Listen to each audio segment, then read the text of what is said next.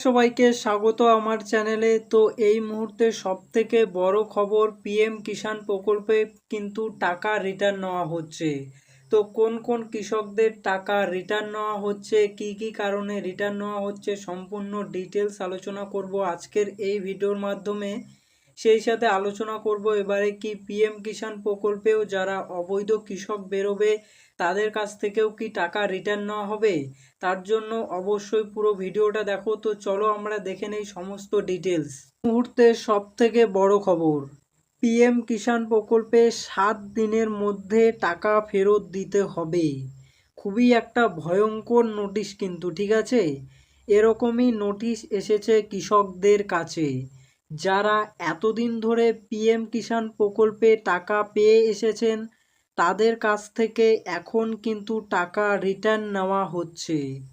কোন কৃষকদের কাছ থেকে টাকা রিটার্ন নেওয়া হচ্ছে? যে সমস্ত কৃষকেরা ভুয়ো ডকুমেন্টস দিয়ে আবেদন করে এতদিন ধরে পিএম কিষাণ প্রকল্পে টাকা পেয়ে এসেছিলেন তাদের কাছ থেকে টাকা রিটার্ন নেওয়া হচ্ছে। সেই সাথে একই জমির দলিল দিয়ে 2-3 জন কৃষক টাকা পেয়ে এসেছিলেন এতদিন ধরে, সেই সমস্ত কৃষকদের কাছ থেকেও কিন্তু টাকা রিটার্ন নেওয়া হচ্ছে। এবারে কোনো ফ্যামিলিতে ফ্যামিলির প্রধান তো কৃষক বন্ধু প্রকল্পের সুবিধা পাচ্ছেই পিএম কিষাণের, সেই সাথে আরও যে অন্যান্য ফ্যামিলি মেম্বার রয়েছে তারাও কিন্তু সেই একই জমির কাগজ দিয়ে এই পিএম কিষাণ প্রকল্পের সুবিধা পেয়েছেন। তো সেই সমস্ত কৃষকদের কিন্তু চিহ্নিত করে সেই সমস্ত কৃষকদের কাছে এবারে নোটিশ আসছে টাকা রিটার্নের। তো খুবই ভয়ঙ্কর নোটিশ। তাহলে কাদের কাদের কাছ থেকে টাকা রিটার্ন নেওয়া হচ্ছে? এক হচ্ছে যারা ভুয়ো ডকুমেন্টস দিয়ে আবেদন করেছে তাদের কাছ থেকে টাকা রিটার্ন নেওয়া হচ্ছে। 2 নম্বরে সেই সমস্ত কৃষকদের কাছ থেকে রিটার্ন নেওয়া হচ্ছে যারা একই জমির কাগজ দিয়ে 3-4 জন টাকা পেয়ে এসেছেন এই পিএম কিষাণের। মানে যে বাড়ির প্রধান, ঠিক আছে, সে তো টাকা পেয়ে এসেছেন সেই জমির কাগজ দিয়ে, সাথে অন্যান্যরাও কিন্তু টাকা পেয়ে এসেছে সেই একই জমির কাগজ থেকে টাকা। এবারে কোনো ফ্যামিলিতে প্রধান তো এই এই পয়েন্ট আমরা ডিসকাস করে নিয়েছি। এবারে দেখব এখানে পিএম কিষাণ প্রকল্পে যারা এতদিন দুর্নীতি করে টাকা পেয়ে এসেছেন তাদের সবার কাছ থেকে কিন্তু টাকা ফেরত নেওয়া হচ্ছে। 7 দিন সময় দিয়েছে, সেই 7 দিনের মধ্যে কিন্তু টাকা রিটার্ন করতে হবে। টাকা রিটার্ন করার জন্য ব্যাংকের অ্যাকাউন্ট সব ডিটেলস কিন্তু সেই কৃষককে নোটিশের মধ্যে দিয়ে দিয়েছে আর কি। সমস্ত ডিটেলস, ব্যাংকের অ্যাকাউন্ট, আইএফসি কোড, সমস্ত ডিটেলস দিয়ে দিয়েছে। এবং তারপরে যে কৃষক টাকা পাঠাবেন, ঠিক আছে, সেই টাকা যে উনি পাঠাবেন তিনি কোন ব্যাংক থেকে টাকা পাঠাচ্ছেন সমস্ত ডিটেলস কিন্তু লিখে এক জায়গায় লিখে সেই ডিটেলস কিন্তু আবার কৃষি দপ্তরে গিয়ে জমা দিতে হবে সেই কৃষককে। তারপরে কিন্তু তিনি সেই ঝামেলা থেকে মুক্ত হবেন, তার আগে কিন্তু হবেন না। এই কাজ যদি তিনি না করেন তাহলে কিন্তু প্রবলেম হতে পারে আর কি, প্রশাসনিক ব্যবস্থা নেওয়া হতে পারে। তো সেই অ্যাকাউন্ট নম্বরের মধ্যে টাকা পাঠিয়ে দিতে হবে। যদি কোনো কৃষক সেই অ্যাকাউন্ট নম্বরে টাকা না পাঠায় তাহলে কিন্তু তার বিরুদ্ধে ব্যবস্থা নেবে প্রশাসন, ঠিক আছে। যদি কোনো কৃষক ধরে এতদিন ধরে টাকা পেয়ে এসেছে এখন আর পাঠাতে পারছে না তাহলে কিন্তু তার বিরুদ্ধে যথাযথ ব্যবস্থা নেওয়া হবে, এমনি এমনি কিন্তু ছেড়ে দেবে না, ঠিক আছে। তো তার জন্য কিন্তু এখন খুবই সাবধান এবং প্রচুর কৃষক কিন্তু চিন্তায় আছে যে তাদের কি হবে। তারা তো টাকা পেয়ে এতদিন সব খরচ করে ফেলেছে, এখানে তো কৃষকদের কি করার আছে? যারা অফিসিয়াল কাজ করেছে, দুর্নীতি করেছে, যে এর আগে টিএমসিপি গভর্নমেন্ট ছিল তারা তো দুর্নীতি করেছে, কিন্তু সেই দুর্নীতি এখন সাধারণ মানুষের ঘাড়ে এসে চেপেছে। সাধারণ মানুষ এখন কি করবে? একজন সাধারণ কৃষক এখন যদি টাকা রিটার্ন নেওয়া হচ্ছে এরকম করে, কি করে এখন তাড়াতাড়ি যারা সাধারণ কৃষক কি করে রিটার্নস করবে? এর আগে যারা অফিসিয়াল ছিল তাদের জিনিসটা ভালো করে যাচাই করে নেওয়া উচিত ছিল যে একই জমির কাগজ দিয়ে যদি 3-4 জন টাকা পেয়ে যাচ্ছে তাহলে সেই সমস্ত নামগুলোকে চিহ্নিত করে তাদেরকে বাতিল করা উচিত ছিল। কিন্তু এখন এই মুহূর্তে এসে টাকা রিটার্ন নিচ্ছে, এটি সবার জন্য একটা প্যানিক সৃষ্টি করছে আর কি, একটা প্যানিকের মহল হয়ে যাচ্ছে। এবারে এই মুহূর্তে একজন কৃষকের নোটিশ এসেছে, ঠিক আছে, এই মুহূর্তে একজন কৃষকের নোটিশ এসেছে 32,000 টাকা রিটার্ন করতে বলেছে 7 দিনের মধ্যে।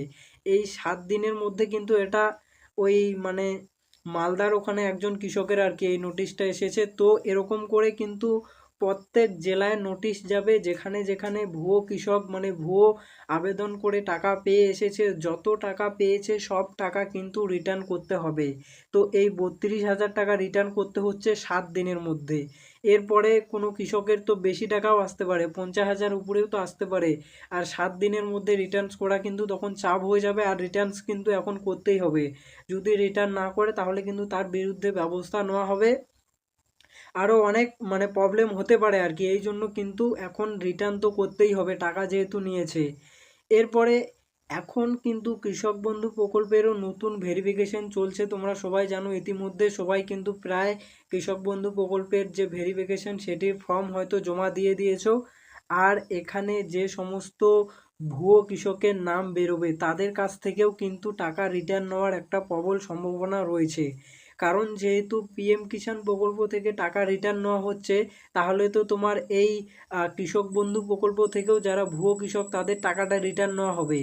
এতদিন ধরে যে সমস্ত মানে ভুয়ো কৃষকেরা কৃষক বন্ধু প্রকল্পে টাকা পেয়েছেন তাদের কেউই যদি টাকা রিটার্ন করতে হয় তাহলে কিন্তু একটি অনেক বড় প্রবলেম হয়ে যাবে। আর এই বিশেষ করে কৃষক বন্ধু প্রকল্পে কিন্তু এরকম বহু মানে ভুয়ো কৃষক আছে যারা মানে ভুয়ো নথি দেখিয়ে এতদিন ধরে টাকা পেয়ে এসেছে। এই জন্য কিন্তু বিশেষ করে কৃষকদের কাছে এখন প্যানিক সৃষ্টি হয়ে গেছে যে এই টাকা রিটার্ন দেওয়াটা আর কি। কারণ এই মুহূর্তে টাকা রিটার্ন করাটা কিন্তু খুবই একটা চাপের বিষয় আর কি এই মুহূর্তে এসে। কারণ অলরেডি সবাই টাকাকে এদিক ওদিক করে মানে খরচ করে ফেলেছে, তো এখন একটু চাপ হয়ে যায় আর কি।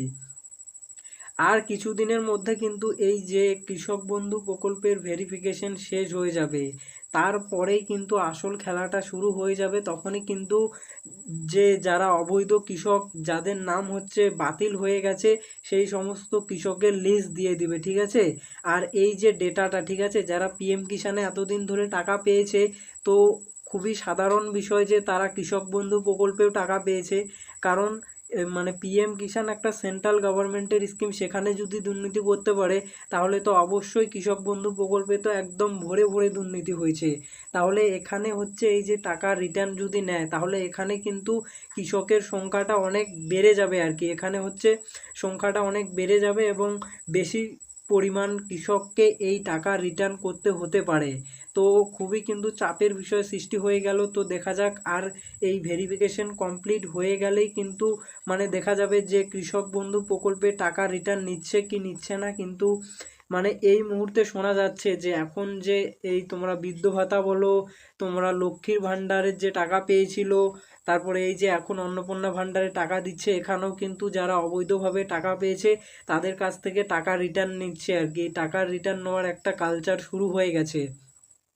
তো এখন কিন্তু খুবই চাপের বিষয় যে সেই সমস্ত কৃষকদের যারা এতদিন ধরে মানে দুর্নীতি করে টাকা নিয়েছেন তাদের কিন্তু এখন ভীষণ চাপে আছে তারা। কারণ তাদের যদি এখন টাকা রিটার্ন করতে হয় তাহলে কিন্তু খুবই চাপে পড়ে যাবে। তো দেখা যাক কি হয়, কৃষক বন্ধু প্রকল্পে টাকা মানে রিটার্ন নেবে কি নেবে না সেই সম্পর্কে তোমাদের কি মতামত অবশ্যই কমেন্ট করে জানিয়ে দাও। আজকের মতো এখানেই, এই রিলেটেড আরও গুরুত্বপূর্ণ আপডেট এলে আমি তোমাদের জানিয়ে দেবো।